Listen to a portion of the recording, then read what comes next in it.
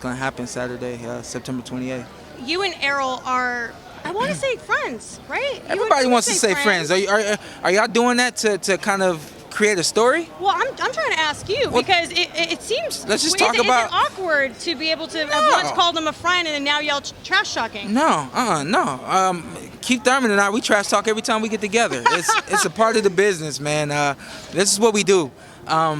Here's the thing, and you see us hitting each other. You see us making each other bleed, But the football players do the same thing when they go for those tackles. They know those guys that they're tackling. They've known those guys for a long time, So this is the same arena, just a different type of energy and a different type of sport, So, we're both locked and loaded and ready for the business. What were you guys saying on stage when you were facing off? Saw you guys whispering some You know stuff. what? The last time we were together, he whispered some things that I'm not gonna repeat. They were disrespectful. He said those things to me, and whatever. But I was looking at him to see if he would say something this time. I knew he wasn't going to say anything, but I hear his crowd in the back, man down, he too little, look at him, stuff like that. And, I had a little laugh. So I said, man, that's your people back there? And he said, yeah, they love me. I said, that's cool. They can love you. I got some people that love me too. What is James 1:12? Wow, you're going to put me on the spot. I cannot do the verse verbatim. Okay. But it has something to do with when you're faced with adversity and what comes from when you have faith through that adversity. That's the first part of that, and then the end of that 12 is getting into how God blesses you through that faith of going and having gone through that adversity. And just in case no one knows, I have scriptures on my neck.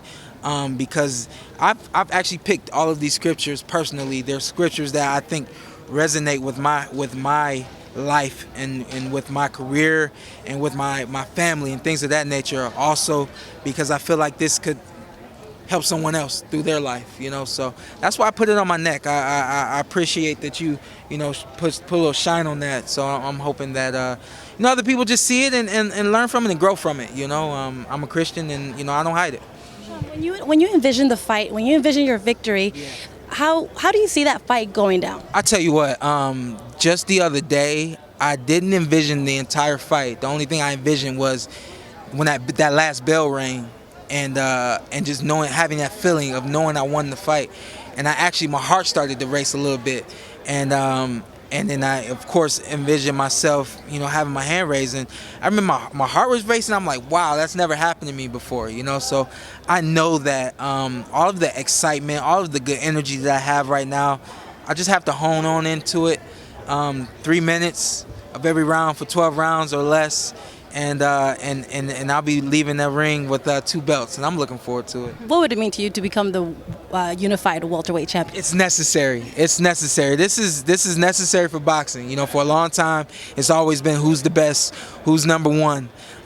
Keith Thurman has kind of been knocked down out of that picture at least, and after this one, man, I'm looking forward to putting Errol Spence behind, and then hopefully it's up to myself and no secret, Manny Pacquiao or one of the other big heads out there to fight over that last belt. Well, a lot of people consider or they say that Errol Spence is unbeatable, but I'm assuming you see holes in his game.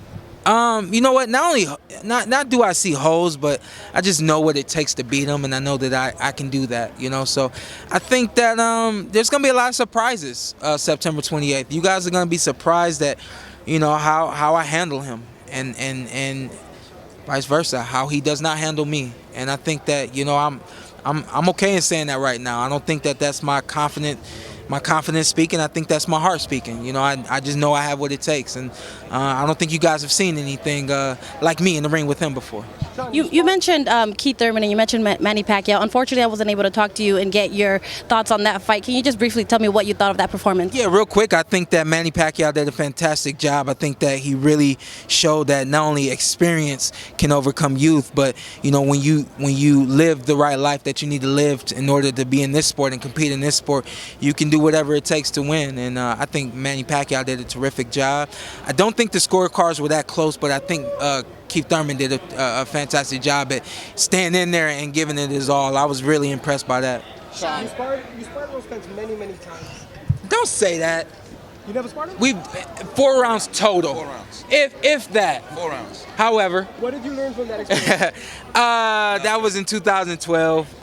Really, the only thing I did learn was that he's ready. He was ready to become a champion. Back then he was going for the Olympic Games.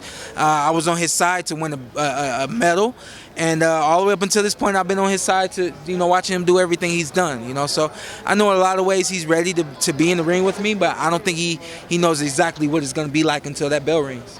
Sean, we've seen different styles from you with Paulie Malignaggi kind of on your feet, aggressive. Ugas, you kind of try to box. We've seen you aggressive inside, kind of like pushing guys around. Which style is going to come? Do you need all three? How do you? Need it all. And I think you disrespected me because you just named 3.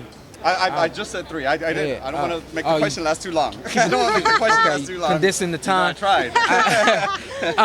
Yeah, I do. I think it's going to take all of that and more to be Errol Spence, and we're geared up, man.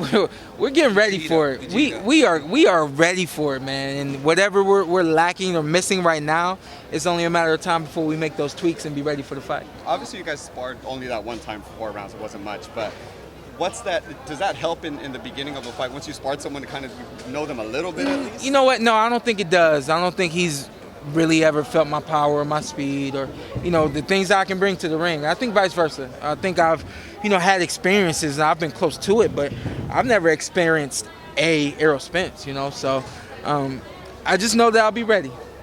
Was it ever any doubt that this fight was going to happen when Errol joined you in the ring after the last fight? You told him, "I'll see you soon." Yeah. And then the course twisted and went a different way, but now we are here. Was there ever any doubt we would get to this time? You know what? When I got in the ring against Danny Garcia, I knew that fight could be made. I knew that fight could be next, so I did it. I don't think he knew when he got in the ring that fight. That's just disrespect. I don't think he knew. My fault. I shouldn't have did that. My fault. I don't think he necessarily knew that fight couldn't be made next. And so, he did what he did. It was entertainment and it was fun. But y'all just had to wait a little while.